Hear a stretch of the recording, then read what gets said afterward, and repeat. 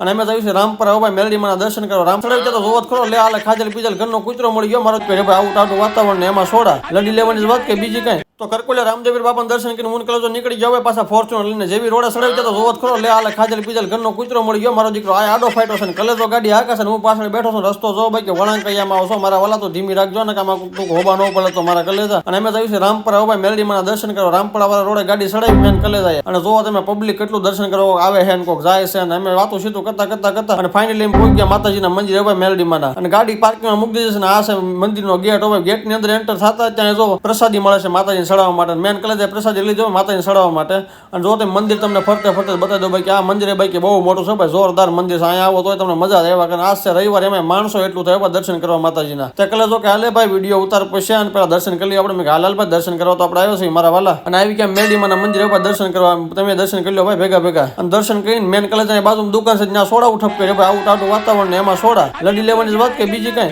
દર્શન કરીને સોડા બોડા પીને એને મેન કલેજો પાછા નીકળી જાય આપણી ફોર્ચ્યુનર બાજુ જય મેલડીમાંનું નામ લઈને બીજું તો હું તો કલેજો કાલ તું ગાડી કિલો મેં કાંઈ વાંધો નહીં હાલ ભાઈ હું આઈકલો અને અમે નીકળી જાય ફોર્ચ્યુનર લઈને અમારે 180 ની સ્પીડમાં 150 પાછી ઉપાડી હો ભાઈ. અને હવે અમે જાવી છે